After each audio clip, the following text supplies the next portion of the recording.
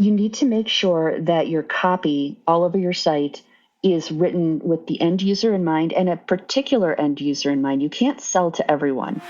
You're listening to the Keep Optimizing podcast to increase your traffic, improve your conversion rates, and grow your profits. Hello and welcome. I'm Chloe Thomas, the host of this e-commerce marketing focused podcast. If you're not familiar with the format, well, each month we focus on a different marketing method. This time it's SEO. And each week I interview a different expert to explore the latest advice on making it work for you. Now, I love to give a little shout out sometimes at the start of the episode to listeners who are kind enough to take the time to post a review of the show. And I've got a shout out to do today. The lovely Bridget from the USA has given us a 5-star rating on Podchaser. If you've not come across Podchaser, it's an amazing directory of podcasts, well worth checking out. And Bridget has said, every episode is packed with gold. If you're looking for a podcast that will teach you everything related to marketing and e-commerce, then this is your new go-to. Thank you so much, Bridget. We really, really appreciate it. Okay, as I said, this month we're all about SEO, and we are starting off with an episode about the biggest, most important thing in SEO at the moment, which is getting your content right.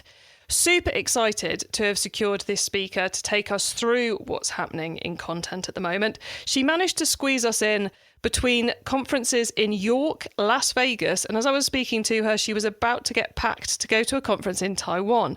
Now, admittedly, that's a pretty serious carbon footprint, but I am still very, very happy that she could spare the time to chat with us, not least because she's run through, I think, two of the biggest things in content creation and SEO at the moment. One of those being the helpful content update that Google did last year. So you're going to learn how to, take advantage of it actually, rather than try to survive it, how to take advantage of Google's helpful content update from late 2023.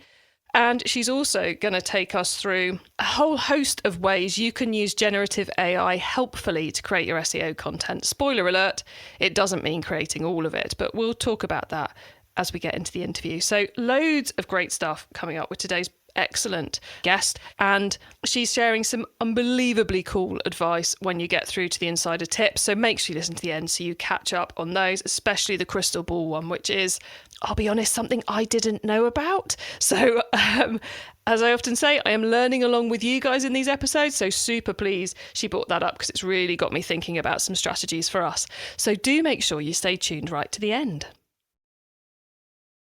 Remarkable Commerce is the UK's most flexible and configurable e-commerce platform, designed specifically for D2C retailers who want to grow their sales quickly. They're trusted by leading retailers like Moss, Ben Sherman, and Roman.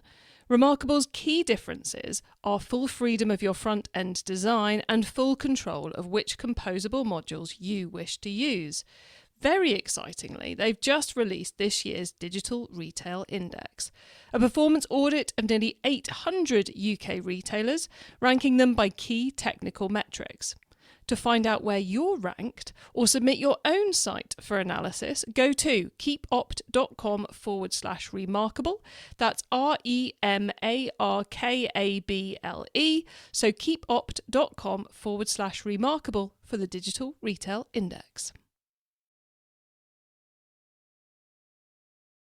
In this episode, I'm chatting with SEO expert Carolyn Shelby. Carolyn has been in digital marketing since 1994. Yes, it was a thing even then. Specialising in SEO since 1997. She's now Principal SEO at Newfold Digital and Yoast, continuing to develop innovative SEO strategies and focused on enhancing the online visibility and engagement for Newfold Digital's brands. Hello, Carolyn. Hello, how are you? I'm good. I'm really pleased to have you on the show. It's awesome to be speaking to someone with your immense SEO caliber. So how on earth did you end up in SEO in 1997? Well, in 1994, I actually co-founded an internet service provider, which is, I don't know if you remember the AOL days or CompuServe with dial-up internet, but that's what we did. And the web was just becoming publicly available.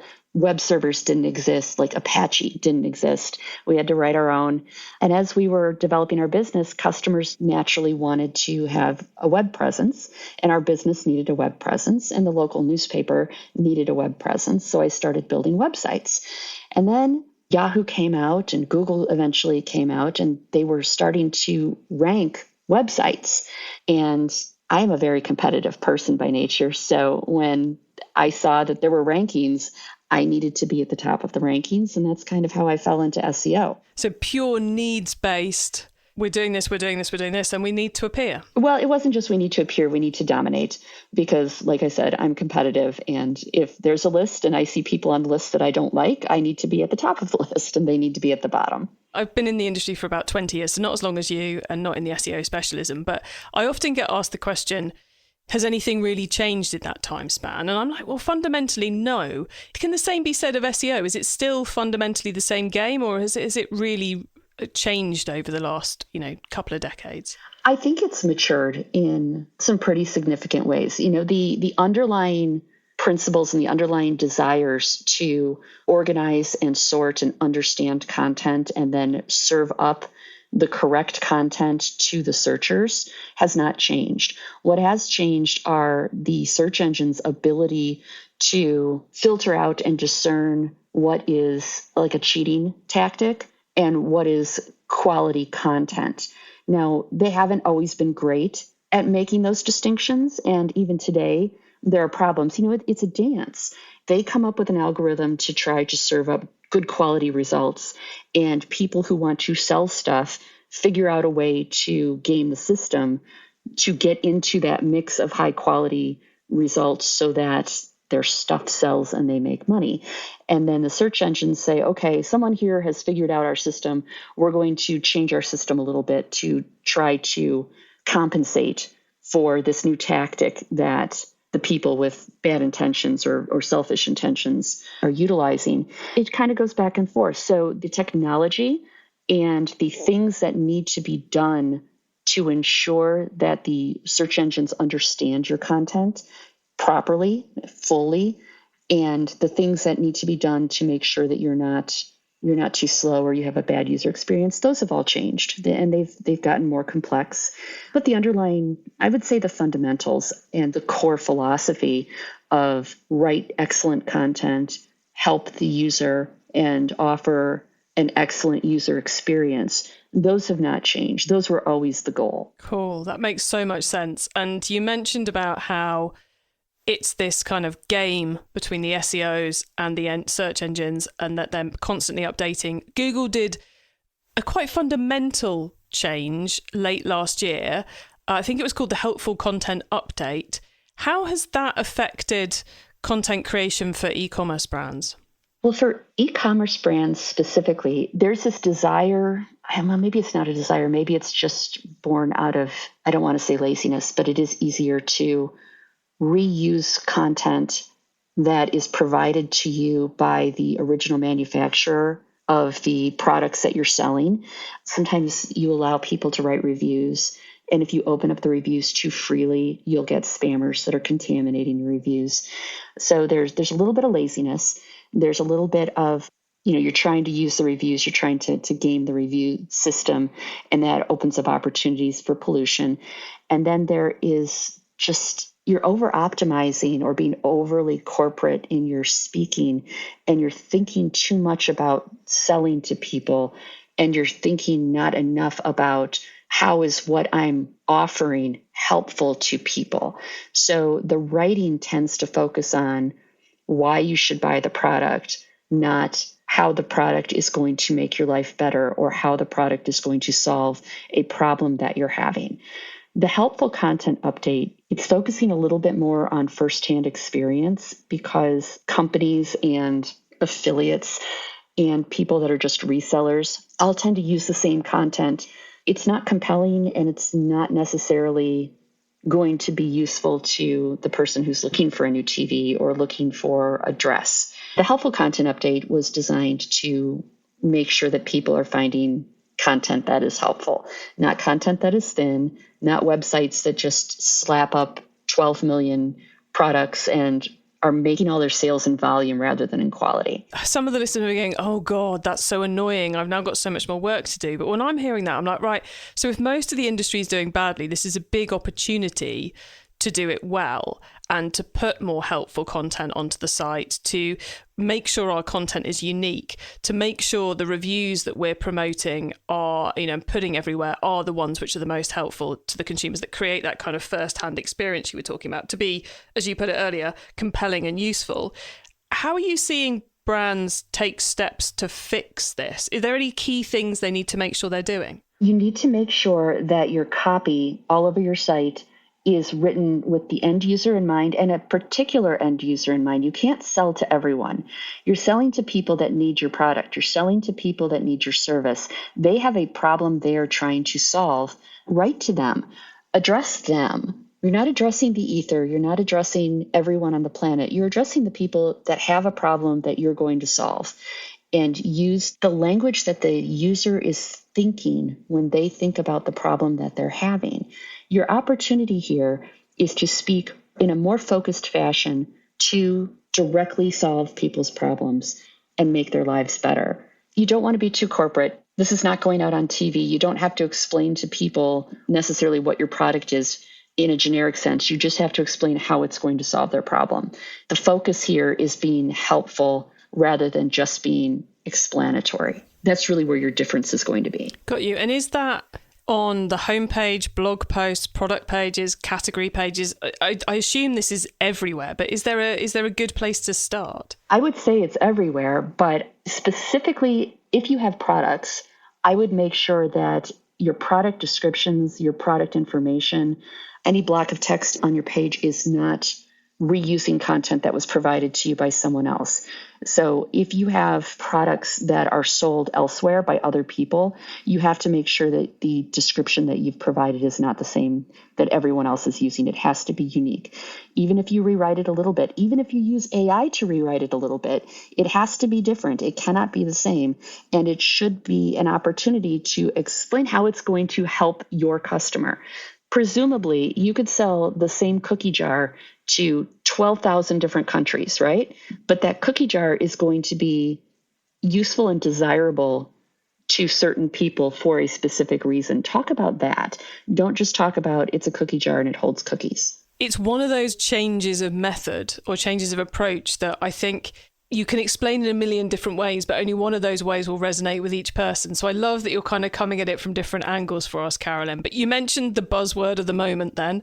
You mentioned AI. And despite what we're talking about with the helpful content update and the need to get more helpful content in there, I think a lot of brands are really considering using AI to kind of automatically create product copy in particular at the moment in e-commerce.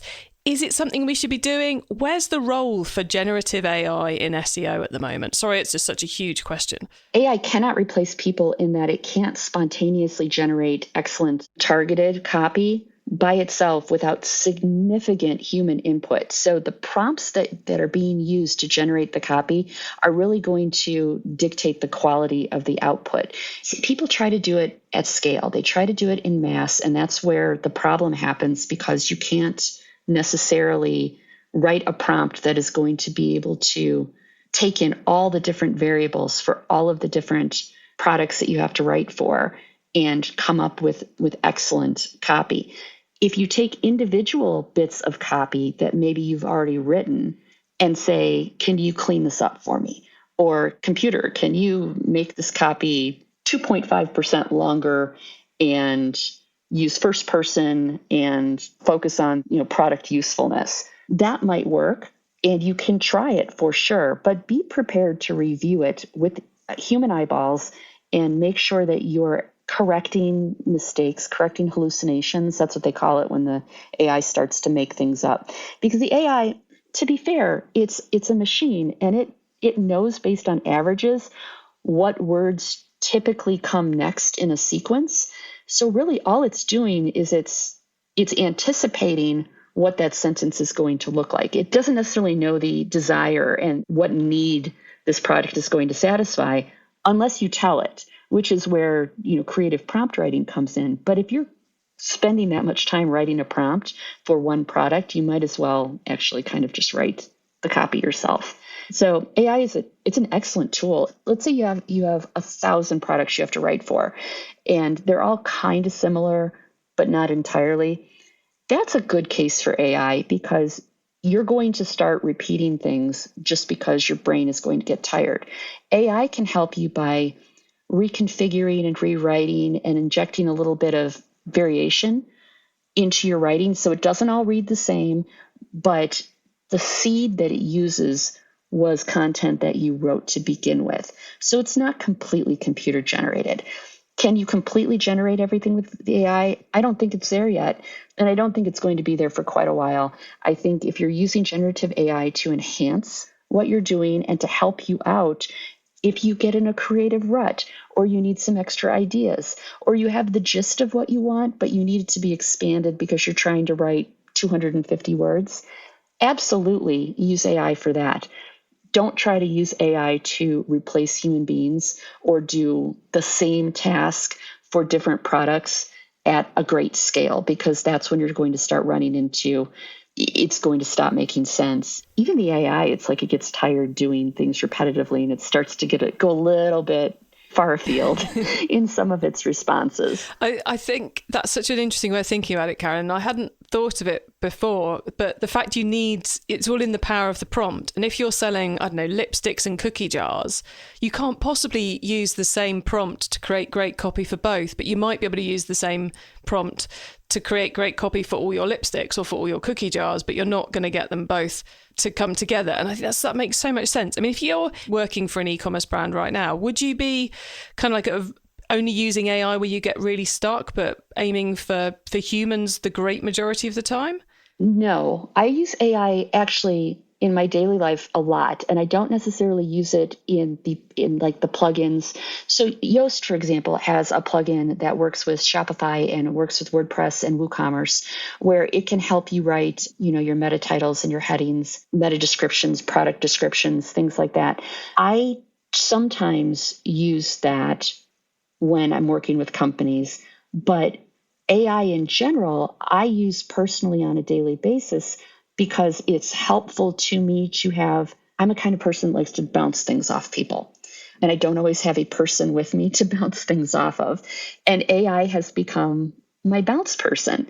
Sometimes I'm stuck and I'm having a hard time getting started with something. And that's like an executive function thing that's really common with people that are, I think the phrase is neurospicy. So for those of us that are neurospicy, we have a hard time just taking that first step. So I will tell AI, I need to do this task and I don't know how to start. What information would you need from me to get started in this task? And it will literally start asking me about the task.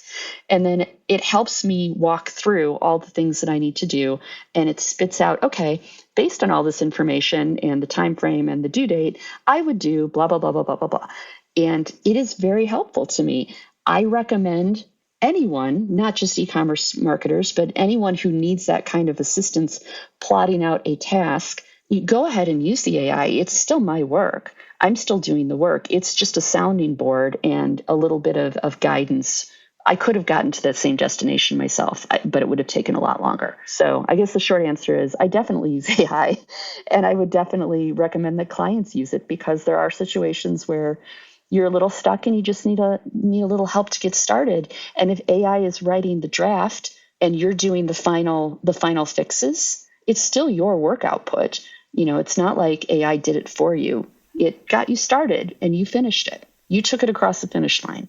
It is cool how AI is helping in so many ways that you wouldn't have initially anticipated it was going to help. But I think as we'd heard about generative AI, it was like, brilliant, it's going to write all my copy for me. It's pretty much not writing anyone's copy if they've got any sense, as we're kind of talking about, but it is becoming an instrumental part of the content creation process, whether it's helping you get started, as you just outlined so brilliantly, or it's helping you brainstorm ideas, or it's helping you, writing the draft because, you've got white paper fear, blank sheet of paper fear. I find it so fascinating how it's kind of evolving. Carolyn, we've talked around a couple of elements of how we should be both working our content and what we should be changing our content to in 2024. Anything we haven't missed that the audience need to know about creating better content for SEO on an e-commerce website? Definitely making sure that you're thinking about how your product is going to benefit the user. What questions are people asking about that product that you can answer on your website, in your blog posts, in your content. There are tools available. There's many of them. I don't know if I could go through the list of all of them. In addition to looking at like keyword volume, which I'm sure most marketers do, they'll also show you what questions people ask about a specific keyword. You can also go to Google Trends and see that, and you can isolate it by country. So if you're targeting the UK, you can isolate it to the UK, and I think you can actually isolate it to Cornwall, or you can isolate it to the London metropolitan area. And Google Trends will tell you what questions people ask about a specific topic. You can look at that as a marketer and say, that is a great question. I had no idea people were wondering about that. I'm going to write a blog post, or I'm going to address this question in my writing.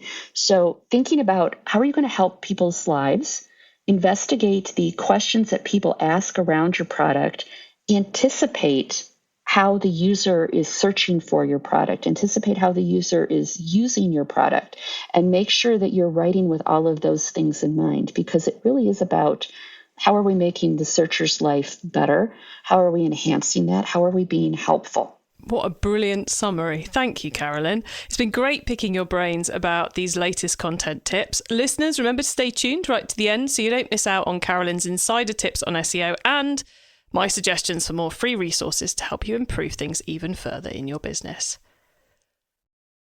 Remarkable Commerce is the UK's most flexible and configurable e-commerce platform, designed specifically for D2C retailers who want to grow their sales quickly. They're trusted by leading retailers like Moss, Ben Sherman, and Roman. Remarkable's key differences are full freedom of your front-end design and full control of which composable modules you wish to use. Very excitingly, they've just released this year's Digital Retail Index, a performance audit of nearly 800 UK retailers, ranking them by key technical metrics. To find out where you're ranked or submit your own site for analysis, go to keepopt.com/remarkable. That's REMARKABLE. So keepopt.com/remarkable for the Digital Retail Index.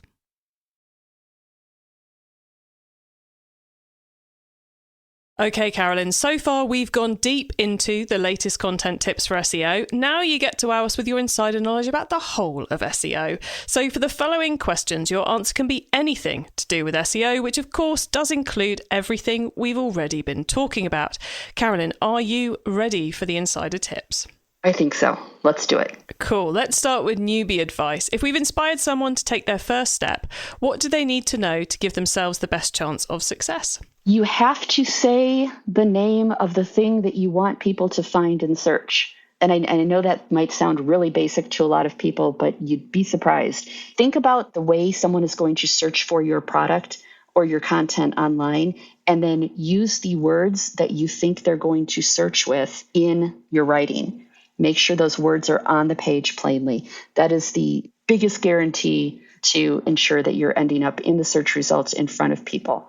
I mean, that, and make sure that you haven't no-indexed your site, because I see people do that all the time too. Yeah, two big things to remember, and definitely an obvious one with the wording. It reminds me of back in my agency days where we worked with a business selling maternity wear, and they didn't have the word maternity pretty much anywhere on the website. So yeah, totally understand that one. I know a guy that worked for one of the automobile review websites back in the day, and they had an article about the Ford Mustang. They didn't say Ford Mustang once on the entire page. They called that car by 12 different slang names, but they didn't say Mustang once, and they could not figure out why they were not ranking for Ford Mustang. We laugh, but it's so easy to do. So easy to do. I'm now worried about what my websites say, but I'll go worry about that when we finish the podcast. Carolyn, if someone has got started, they then, of course, got to keep optimizing. So what's your favorite way to improve SEO performance? My favorite way to improve SEO performance is I go through my rankings. I look at the pages that are doing well, but not awesome. So we call that they're within striking distance of being at the top of the search engine results. The ones that are within striking distance, I circle back, I look at the queries that they're ranking for, and I keep re-optimizing them for those queries so that they go up in the rankings and get onto page one, preferably in the top 3. So that's kind of how I decide which pages and which URLs I'm going to focus on with my SEO efforts. And that's SEO efforts primarily on-site content-based, not external linking based. So links are a tricky thing. There are big brands that don't need to worry about links, and then there's a lot of brands that do need to worry about links. I've got the good fortune, especially in the last 10 years or so, of working for companies that didn't really need to worry about their links because they were very established brands. If you are a relatively new business, you do need to worry about your links. And as far as backlinks go, you should be writing helpful content that you can, I won't call it guest posting because guest blogging is like a dirty word. But if you can get into publications, respectable publications, and talk about your product and finagle some backlinks or two, that would be excellent content that you can share outside of your website to help drive customers to your website. All comes back to the good quality content again, doesn't it? It's the rock. If someone listening wants to learn more, is there one cheap or free resource you would recommend? Actually, at Yoast, we do SEO webinars every month. They are totally free. We have a couple different things that might be of interest. One is the monthly news update that I am a co-host on. We talk about all the latest SEO news and what's changed in the past 30 days, and we discuss how that's going to affect you and your business and what actions you need to take, if any, related to the news. We also have a How to Get Started in SEO podcast that is at least once a month. It might be more than that. But if you go to yoast.com/webinar, you will see all of the things that we've got available, and they're all 100% free. I love that recommendation. And I think for anyone trying to learn more about SEO, having one expert resource that you pay most of your attention to is really important, because otherwise you can get really confused with what different people are saying. So Yoast is definitely a very good, excellent resource, expert resource even. So loving that recommendation. Thank you, Carolyn. Finally, crystal ball time. Dare we attempt this? What's coming up in the next 6 to 12 months that we should be getting ready for? So one of the things that's coming up is Google has what they call the SGE, the Search Generative Experience, that they're adding into the search results. And it's primarily available in the US right now, but it will be deployed globally. What it's doing is it kind of answers questions for the user without the user having to go to a website. And this can be a problem because you don't want other people speaking for you. The way it analyzes and chooses what web pages to put in that carousel that it's popping up is using an algorithm that is not at all the same algorithm that the main search results are using. So if you get access to SGE and you can look at your search terms, do searches that you think users would be doing for yourself and see what comes up. Look at that, try to figure out, especially if you're not in the results, try to figure out what the commonality is between the things that are in the results, and then make sure that you've done something to your website so that you get into that mix. I did some tests recently and I noticed that it was being very literal in the headings and the meta title and the meta description. So if certain words weren't prominently at the beginning of the H1 kind of thing, it just wouldn't include that. And that was causing a brand that I was working on to not pop up for its own name, which was really freaking me out. I got it fixed. It's okay. But this is being tested in the US, and I guarantee in the next 6 to 12 months, it will be rolled out globally. So for those of you that are not in the US, gird your loins. It's coming. Definitely one to look out for. Thank you so much for that. Carolyn, we are nearly at the end of the show. So could you please let listeners know where they can find you and your business? So Yoast is yoast.com. Newfold Digital has many brands that would be happy to help you with things. So if you wanted to see a list of all of our brands, you could go to newfold.com. And I am on Twitter, X. I'm at Seshel, C-S-H-E-L, which is C for Carolyn and S-H-E-L for Shelby. Easy as that, everybody. Carolyn, thank you so much for being on the Keep Optimizing podcast. It's lovely hearing your practical, sensible advice about creating content for sites. Really brilliant. So thank you so much for being here. Thank you for having me. So 2 big things for your content creation or content amendment to-do list there, everybody. First of all, Make your content helpful. Get really focused in on who your customer is and make the content useful to them, because that is what Google is currently looking for. Secondly, find the right way to use AI to help you with your content creation. It's probably not doing everything, but it could be hugely instrumental in one of those many ways that Carolyn just took us through. So there's clever ways to use it, but it's probably not the whole thing. And then that part about the search generative experience, absolutely fascinating. I double checked with Carolyn after we finished recording, and it is running on the Gemini/Bard. I keep wanting to call Bard algorithm. So it's super interesting one. Definitely want to be playing around with if you're stateside. If you're not stateside, it's coming. So we shall see what state it's in by the time it gets to us, because of course I'm sure it will have evolved by the time it does. You can get the links to all those things we discussed, the full transcript of the episode, important notes and more at keepoptimizing.com. You can also use our special direct to episode short link. That's keepopt.com/the number of the episode. Put that in the URL bar and you'll go straight to the correct page of the website. When you get to the website, you can also add yourself to our email list so you don't miss out on any of the many other things I share to help you improve your business. Well, thank you for tuning in to this episode of the Keep Optimizing podcast.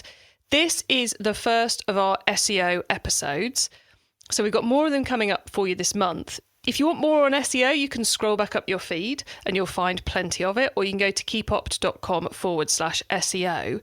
But building on what we were just chatting to Carolyn about, and how you work out what's important to your customer and how you speak to your customer in the way that the helpful content update is going to appreciate, I highly recommend having a listen to the recent series of episodes we did on story and storytelling, because the research outlined there, the ways of writing, the ways of creating, will be super helpful to you, as will the episode we did specifically on product pages with the brilliant copywriter Amy.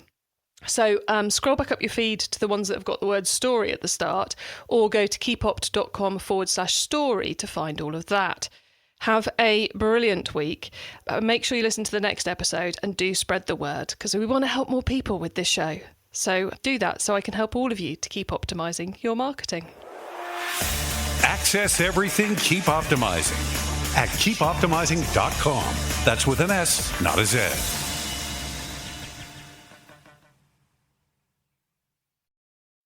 Get your copy of Remarkable's latest digital retail index now, a performance audit of nearly 800 UK retailers, ranking them by key technical metrics. Find out your ranking or submit your site for analysis at keepopt.com/remarkable. That's REMARKABLE. So keepopt.com/remarkable for the digital retail index.